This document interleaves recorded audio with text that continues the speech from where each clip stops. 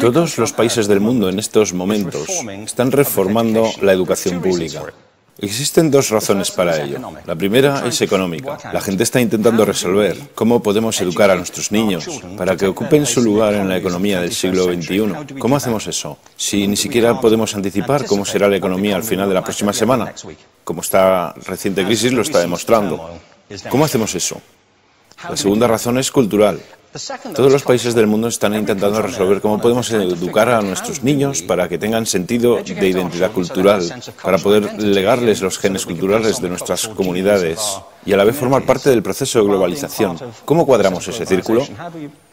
El problema es que están intentando enfrentarse al futuro, a base de hacer lo mismo que en el pasado. Y en el proceso están alineando a millones de niños que no ven ninguna utilidad en asistir a la escuela. Cuando nosotros íbamos al colegio nos retenían allí con la historia de que si trabajábamos mucho y sacábamos buenas notas y luego estudiábamos un título universitario, tendríamos un trabajo. Nuestros hijos no se creen eso.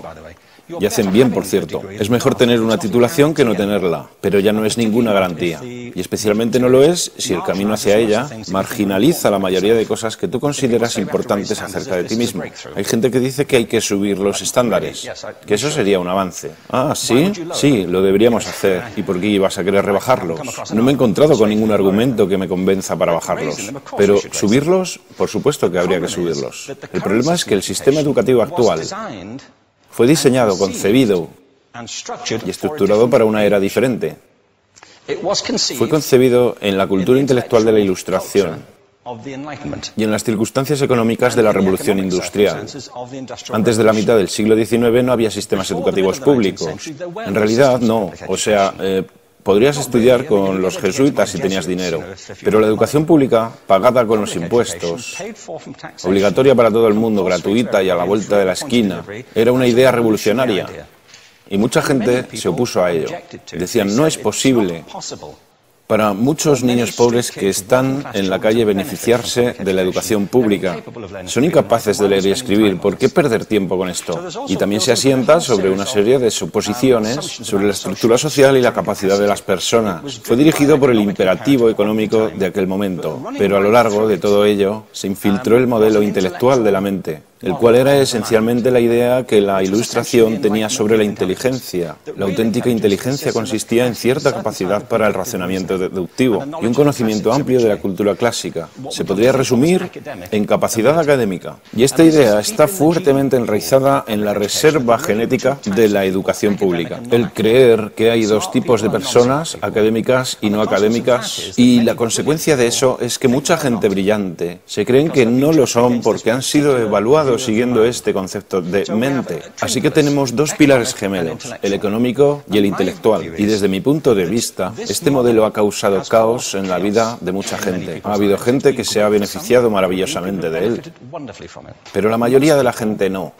En lugar de beneficiarse, sufren de esto. Una epidemia moderna, mal ubicada y también ficticia. Esta es la plaga del síndrome de déficit de atención e hiperactividad, TDAH. Este es un mapa de la incidencia del TDAH en Estados Unidos, el mapa de prescripciones médicas para el TDAH.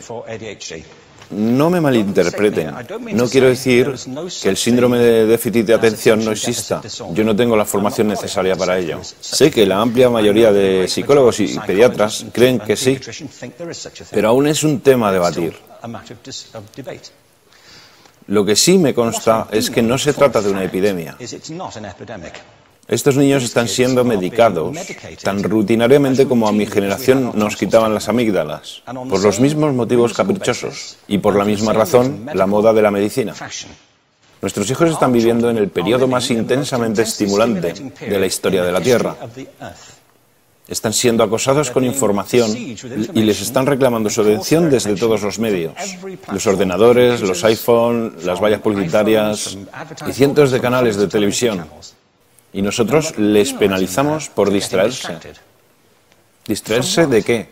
Cosas que son un aburrimiento, en la escuela sobre todo. Me parece a mí que no es totalmente una incidencia el hecho de que la incidencia del TDAH haya crecido paralela al incremento de los test estandarizados. A estos niños se les está dando cosas como Ritalin, Adderall, a menudo medicación bastante peligrosa, solo para hacer que se concentren y se calmen. Pero según esto, el déficit de atención aumenta al ir al este de este país. La gente empieza a perder el interés en Oklahoma.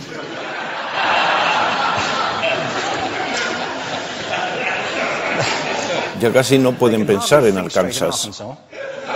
Y para cuando llegan a Washington, lo han perdido completamente. Y hay distintas razones para ello. Es una epidemia ficticia. Si lo piensas, las artes, y no quiero decir que sea exclusivo de las artes, creo que también es cierto para las ciencias y para las matemáticas, pero permítanme hablar en particular de las artes, porque ellas son las víctimas de esta mentalidad en especial. Las artes tratan especialmente la idea de experiencia estética. Una experiencia estética es una en la que tus sentidos están funcionando a su máxima capacidad. Cuando te hallas presente en el momento actual, cuando vibras con la emoción de lo que estás experimentando, cuando estás plenamente vivo. Y la anestética es cuando cierras tus sentidos y te atontas ante lo que está sucediendo. Y muchos de estos medicamentos hacen eso. Estamos haciendo pasar a nuestros hijos por el sistema educativo a base de anestesiarlos. Y yo creo que deberíamos estar haciendo exactamente lo contrario. No deberíamos adormilarlos, sino despertarlos para que vean lo que sucede en su interior. Pero el modelo que tenemos es este. Yo creo que tenemos un sistema educativo modelado del interés de la industria a su imagen y semejanza. Les daré un par de ejemplos. Las escuelas aún están organizadas como si fueran fábricas. Tienen timbres que suenan, instalaciones separadas, están especializadas por asignaturas. Aún educamos a los niños por lotes. Les hacemos pasar por el sistema según su grupo de edad. ¿Por qué hacemos eso? ¿Por qué suponemos que lo más importante que los niños tienen en común es su edad? Parece como si lo más importante de ellos fuese su fecha de fabricación, ¿no? Bueno, yo conozco niños que son mucho mejores que otros niños de su edad en distintas disciplinas, o en diferentes momentos del día, o que son mejores en grupos pequeños o en grupos grandes, o que simplemente trabajan mejor solos. Si te interesa el modelo de aprendizaje, no puedes empezar con esta mentalidad de cadena de montaje. Se trata esencialmente de una conformidad. Cuando ves el incremento de los exámenes estandarizados y de los currículos estandarizados, todo se basa en la estandarización. Yo creo que tenemos que ir justamente en la dirección opuesta. Esto es lo que quiero decir cuando hablo de cambiar el paradigma. Hay un estudio estupendo que se ha hecho recientemente acerca del pensamiento divergente. El pensamiento divergente no es lo mismo que la creatividad. Yo defino la creatividad como el proceso de tener ideas originales que tengan valor. Pensamiento divergente no es sinónimo de creatividad, pero es un componente esencial de la misma. Es la capacidad de ver montones de respuestas posibles a una cuestión.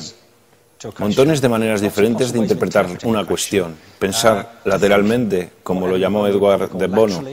No pensar solamente de manera lineal o convergente. Ser capaz de ver múltiples respuestas y no solo una.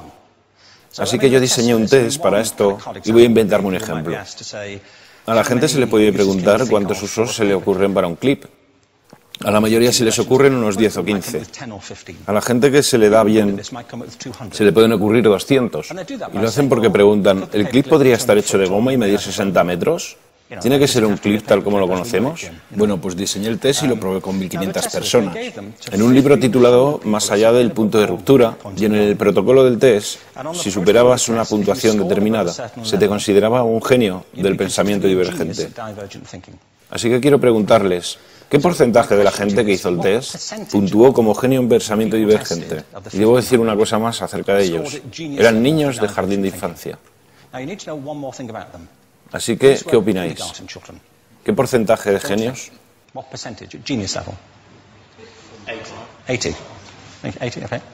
98%. Bueno, la cuestión es que era un estudio longitudinal, así que los mismos niños volvieron a hacer el test 5 años después, en edades entre 8 y 10 años. ¿Qué pensáis? ¿50%? Volvieron a hacerles el test otra vez, 5 años más tarde, cuando tenían entre 13 y 15 años de edad. Y se observa una tendencia, ¿no?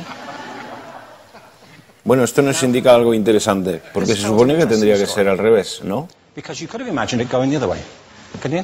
Empiezas no siendo muy bueno, pero mejoras a medida que te haces mayor. Pero esto demuestra dos cosas. Una es que todos nosotros tenemos esta capacidad. Y la otra es que esta capacidad se deteriora en general. Muchas cosas les han pasado a estos niños durante su crecimiento, pero yo estoy convencido que lo que más les ha influenciado es que a estas alturas ya han obtenido una educación académica. Se han pasado 10 años en la escuela, oyendo que solo hay una respuesta correcta. Esta es la parte de atrás del libro, pero no la mires. Y no copies, porque eso es engañar. Fuera de las escuelas, a eso se le llama colaboración. Esto no sucede porque los docentes así lo quieran. Es simplemente porque sucede así. Es porque se halla presente en la reserva genética de la educación. Tenemos que pensar de forma diferente acerca de la capacidad humana. Tenemos que superar esta vieja idea acerca de lo académico y lo no académico, lo abstracto, lo teórico, lo vocacional, y empezar a verlo como lo que es, un mito. En segundo lugar, tengo que reconocer que la mayor parte de las veces el buen aprendizaje se da en grupos y que la colaboración es lo que alimenta el crecimiento. Si atomizamos a las personas, las separamos y los juzgamos por separado, formamos una especie de desconexión entre ellos y su ambiente de aprendizaje natural. Y en tercer lugar, un asunto importante es la cultura de nuestras instituciones, los hábitos de estas instituciones y los hábitats que ocupan.